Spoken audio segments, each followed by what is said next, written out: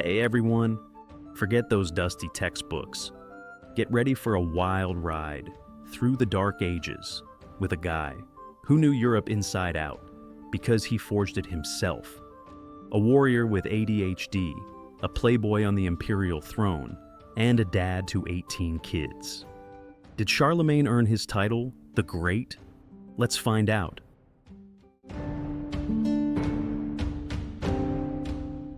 The 8th century, Europe. Forget peaceful settlements and neighbors who lend you sugar. Here, every neighbor is a potential enemy, and life resembles an endless survival game. State borders? More like vague lines on a map, because someone's always redrawing them, with a sword.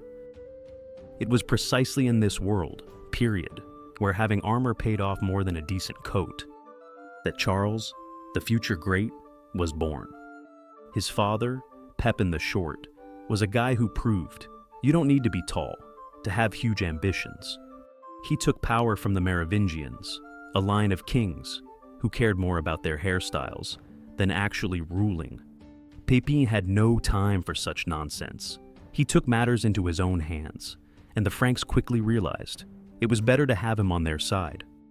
Charles's mom, Bertrada of the Goosefoot, yes, seriously, period, that was her nickname, supposedly had an unusual foot, but in times when everyone was running through mud, nobody made a big deal out of it. Charles's childhood. Instead of bedtime stories, it was tales of wars and conquests. Instead of a teddy bear, a wooden sword. In this family, there was no room for wimps. Charles' grandfather, Charles Martel, was a legend, the one who stopped the Arabs at Poitiers. Pressure? The kind that would make a high school senior today burst into tears. From a young age, Charles knew that if he wasn't the best, he'd end up as a footnote in the chronicles, or worse, the butt of a failed campfire anecdote. So, in times when life was more survive or die than the Smurfs, a boy was born, who would soon show Europe how to wreak havoc with class and write himself into history in bold print. Charles didn't have a childhood, in today's sense of the word, instead of hide and seek, learning how to hide from mercenaries. Instead of math lessons, training with an axe and battle strategy. His father, Pepin the Short, wasn't the type of parent who asks, "Son, what's new at school?" More like, "Son, if you don't smash that Saxon's head in today, then I'll do it for you, but you should be ashamed." Raised at the Frankish court, Charles got used to politics. From a young age, he saw his father forge alliances, break oaths, and eliminate enemies. This wasn't the Addams family. It was the Sopranos, medieval style. Even his mother, Bertrada, didn't bake cookies. Her specialty was chiding her son. "Your grandfather stopped the Arabs at Poitiers, and you can't even hold a sword straight? Shame." Family pressure? Yes, Charles had plenty of it. His grandfather, Charles Martel, was a legend. While other boys listened to fairy tales about dragons, it was drilled into his head. Remember, grandson, either you conquer more land than your grandfather, or your name will disappear from the chronicles. There was no room for weakness. If he fell off his horse, while riding, his father ordered him to get back on. If he cried after losing a dog in battle, he was told, "The dog was weak. You must be strong." But little Charles didn't live by fighting alone. He also learned diplomacy. Even as a toddler, he observed his father receiving envoys. Pepin explained to him, "You see those people? They hate you. Smile, but keep your sword under the table." Those were lessons that would pay off later, when Charles himself negotiated with the Pope and hostile tribes. In short, Charles's childhood was a survival reality show. No comforts, zero mercy. But it was precisely because of this that he became a man who wasn't afraid to challenge all of Europe and win. If he'd been born in the 21st century, he probably would have become an MMA champion or a mafia boss. Fortunately for history, he landed in the Middle Ages and hit the jackpot there. After the death of Pepin the Short in 768, the Frankish kingdom was divided between his two sons, Charles and Carloman. Imagine siblings sharing toys, but instead of Lego bricks, it's lands, armies, and crowns. Charles got the north, today's France and Belgium. Carloman the south, central France. And so began the worst collaboration since Cain and Abel. The brothers hated each other from the first spark. Charles, a warrior type who preferred to solve problems with a sword. Carloman, and schemer who preferred whispers in corridors to open combat. When Charles set off on his first conquest of Aquitaine, Carloman refused to help. "Not my problem," he probably muttered, sipping his wine. The Franks watched this, like an episode of a soap opera where the family fights over an uncle's inheritance. But history loves surprises. In 771, Carloman suddenly died at the young age of 20. The official cause? A mysterious illness. Unofficial rumors? Poison, a curse, or perhaps too much strong Frankish wine. Charles didn't wait a moment. He took over his brother's lands, kicked out his wife and children, and announced, "From now on, I rule here." And Carloman? He became a memory in the chronicles, which today sound like a warning. Don't mess with a brother who has a bigger army. Without this plot twist, Europe today might look like a puzzle with missing pieces. And Charles? He showed that in family business. There's no room for sentiment. Charlemagne wasn't the type of ruler who sits on a throne and pets a cat. He had the ADHD of a medieval king. He couldn't sit still, because everywhere he saw an opportunity for a rumble, a conquest, or at least some solid commotion. Barely had he taken full power, he was already preparing his armor, sharpening his sword, and checking if his horse would endure another campaign. Because Charles had a plan, not just to rule the Franks, but to make them the greatest power in Europe. And how to achieve that? Through war, of course. First up were the Lombards, an Italian crew who thought they could mess with the Pope. Charles stormed into Italy like a tempest, crushed them, dethroned King Desiderius, and put on the Lombard crown himself. The Pope breathed a sigh of relief, and Charles felt this was just a warm-up. Italy taken, time for the next challenges. Then came the Saxons. Oh, they were tough customers. Charles battled them for over 30 years, as if they were playing the longest rugby match in history. The Saxons wouldn't hear of Christianity or Frankish rule, so Charles made things clear. Either you get baptized, or the axe will swing. The result? Hundreds of villages burned, thousands of heads chopped off, and the Saxons finally capitulated and started singing psalms. And that was just the beginning. Charles still had an appetite for Bavaria, the Avars, the Slavs, the Czechs, and everyone else who didn't manage to escape. Wherever he appeared, the Frankish flag would soon fly, and local chieftains had to choose loyalty or a beating. In total, he conducted over 50 military campaigns, personally commanding half of them. The guy didn't know the meaning of rest. Charles didn't build his empire at the negotiating table. He forged it with swords for fire and iron dash, and no one in Europe was safe when Charles went to war. Year 800, Charlemagne burst into Rome like an action hero because Pope Leo III has problems. His political opponents are trying to blind and castrate him. Yes, the Middle Ages didn't do half measures. Charles sorts things out. The Pope is burning with gratitude and decides to repay him with an imperial crown. A scene like from a movie on Christmas Day. During Mass, Leo III places a diadem on Charles's head and proclaims him Emperor of the Romans. The Byzantines in Constantinople have a heart attack. What? An emperor in the West? That's our title. And Charles, he pretends not to hear and says, "Thank you, I accept." Why was this so important? Because since the fall of Rome in the 5th century, no one in the West had held the title of emperor. Charles the Frank suddenly became the new Caesar, heir to ancient power. Byzantium, which considered itself the sole legitimate heir to Rome, felt like sending an army, but it was too far away. Charles, however, gained something that couldn't be won with a sword: divine legitimacy. From now on, he wasn't just a king, he was God's anointed, the earthly ruler of the Christian world. Interestingly, the chronicles don't say if Charles himself wanted the coronation. Maybe the Pope surprised him? Or did they agree secretly? Historians still argue. One thing is certain: Charles didn't protest. Byzantium finally recognized him as emperor after 12 years of negotiations and threats of war. Yes, Charles could be persuasive. And what about the Franks? For them, the imperial crown was maximum prestige. Their king became equal to the Byzantine Basileus.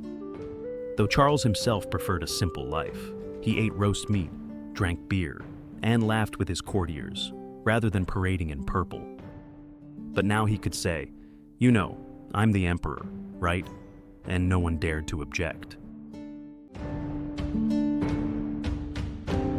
Charlemagne was not just a warrior with an axe, but also a king aesthete who decided that Europe would stop being an intellectual backwater. He came up with an idea. What if we made the Franks a nation of people who can read, well, at least the priests? Thus was born the Carolingian Renaissance, the medieval equivalent of a revival, only with fewer paintings and more Bible copying. Charles Dott, though he himself supposedly barely managed a crooked Carolus signature, hired the sharpest minds of the era at his court: Alcuin of York, the Latin teacher; Einhard, biographer and architect; and Peter of Pisa, the philosopher who explained to him that the earth isn't flat. These guys were medieval influencers. Instead of TikToks, they made manuscripts. And instead of sliding into DMS, they held theological debates. The biggest hit was copying ancient texts. Charles ordered monks throughout the empire to copy the works of Aristotle, Virgil, and the Bible. The effect, thanks to Carolingian minuscule, a kind of medieval Times New Roman, Europe regained access to knowledge. If it weren't for Charles, we might today be reading Homer. In a version like Dot, there was this dude who cried by the sea, and then he killed Troy. But that's not all. Charles opened a palace school in Aachen, where they taught Latin, rhetoric, and mathematics. He himself took part in the lessons, though he supposedly got furious when he couldn't understand astronomy. "Why won't these stars line up?" he probably roared, while Alcuin patiently explained to him that the universe wasn't the Frankish army. The result, Europe, after years of chaos, started thinking again, not just hacking away. Charles showed that you conquer lands with a sword, but you build a civilization with a pen. It's just a pity that after his death, his grandsons again preferred axes to books. Oh well, not everyone has a knack for multitasking like Charles. In short, Charlemagne was the first ruler who combined a military power bank with a cultural power bank. And even though he himself couldn't write well, he made sure Europe stopped being an intellectual desert. Mad props, old man.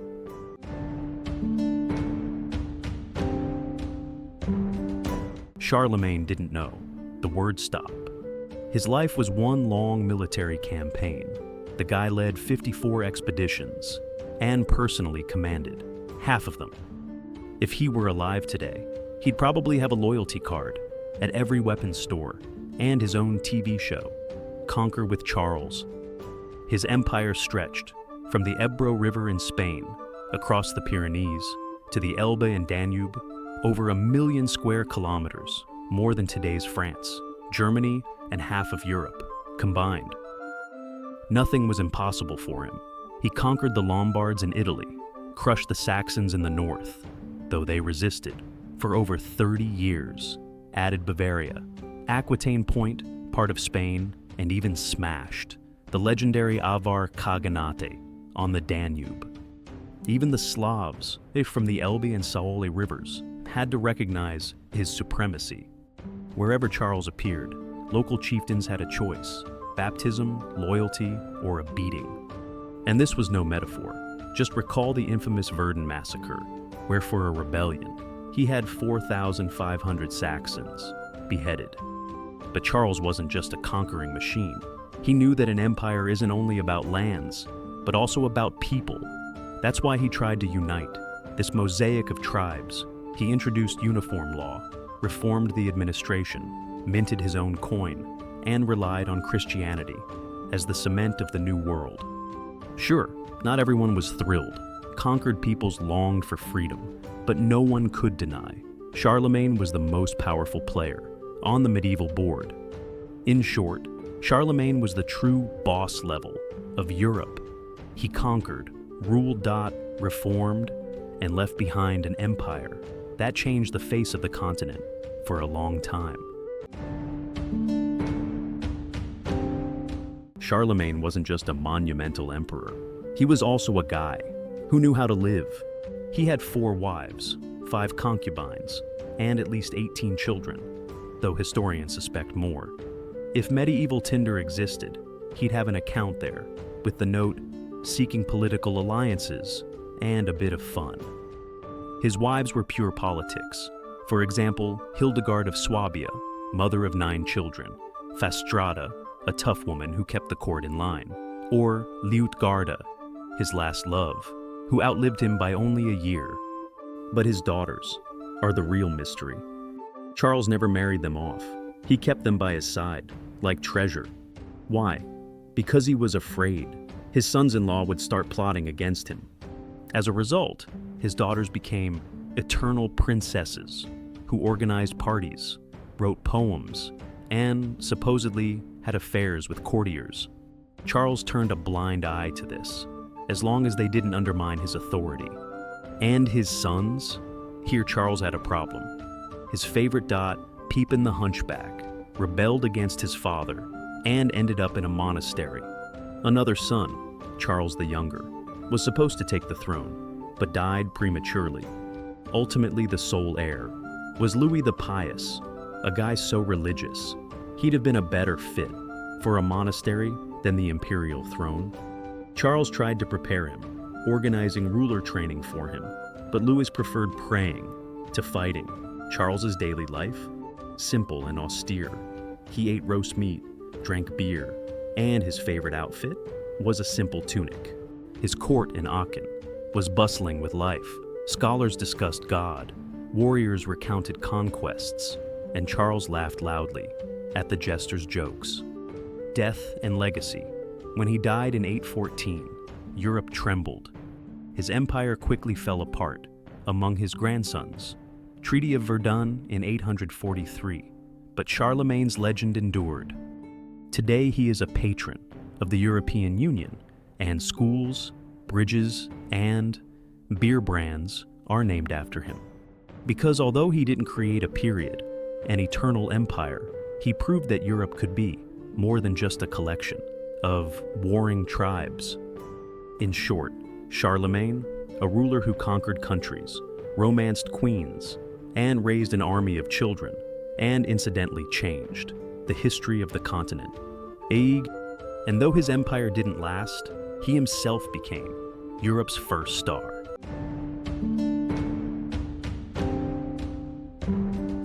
Charlemagne wasn't just the guy for conquests, reforms, and the imperial crown.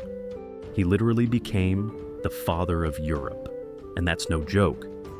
Modern geneticists and genealogists joke that practically every European could be his descendant. What's the reason for this phenomenon? Well, Charles had at least 18 children, and some claim many more, and his numerous offspring spread throughout the continent.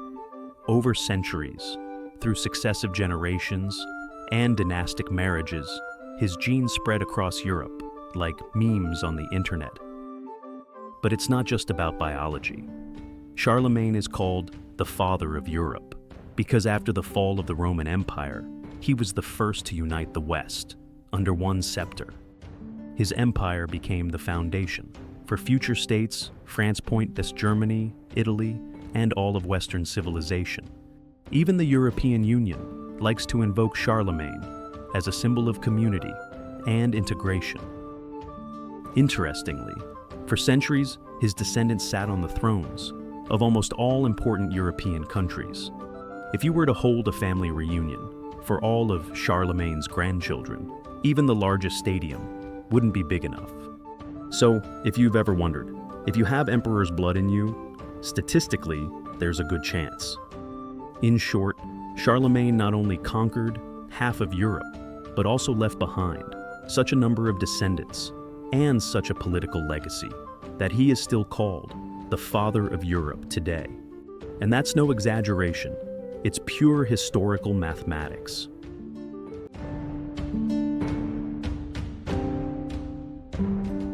Charlemagne wasn't just the guy for conquests and coronations, but a true architect of medieval Europe. It was he who united the lands of the West, shattered after the fall of Rome, and gave them a new direction. Thanks to his reforms and vision, Europe began to resemble something more than just a collection of warring tribes. The foundations for future nation-states, like France and Germany, were laid. Charles knew that an empire wasn't just about sword and axe, but also law, administration, and education. He introduced administrative reforms.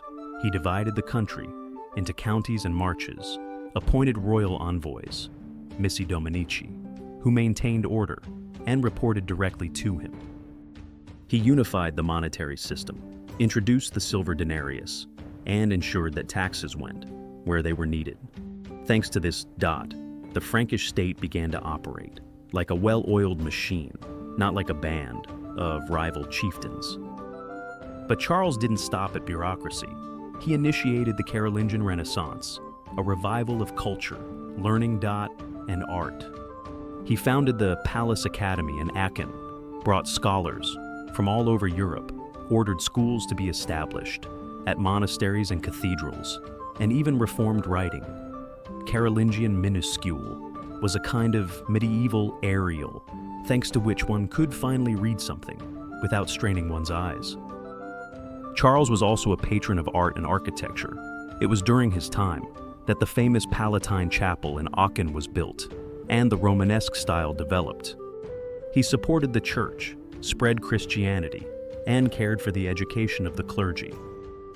In short, Charlemagne not only conquered half of Europe, but also taught it to read, write, and think. Thanks to him, the West got a new identity, and Europe began to civilize seriously.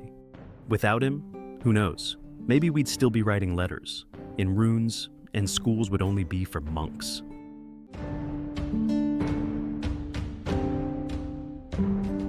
Charlemagne died on January 28th, 814, in Aachen, after 46 years of rule. His death wasn't the end of an era. It was the beginning of a family soap opera that could rival Game of Thrones. Charles's son, Louis the Pious, inherited the empire, but, well, he didn't inherit his father's talent. While Charles was a warrior, Louis preferred to pray in a monastery. When Charles crushed enemies, Louis observed fasts. The result? The empire began to crumble, like a sandcastle at high tide. Charlemagne's grandsons, Charles the Bald, Louis the German, and Lothair, decided that if Grandpa divided Europe, they could too. In 843, they signed the Treaty of Verdun, dividing the empire into three parts: West, today's France; East, Germany; and Middle, a strip of land from Holland to Italy, which quickly fell apart like a bad pizza. Thus, the foundations of France and Germany were born, but no one was applauding then. Everyone was fighting for Grandpa's leftovers. What happened to Charles's body? He was buried in Aachen Cathedral, in a sitting position, in imperial robes, with a crown on his head and a sword on his knees. Legend has it that when the tomb was opened, in the year 1000, he was found intact, But that's probably just medieval marketing. The truth is the church profited from pilgrimages to the Holy Emperor, though he was only officially canonized in 1165 under the patronage of Frederick Barbarossa, who needed a political booster. Why did the empire fall apart?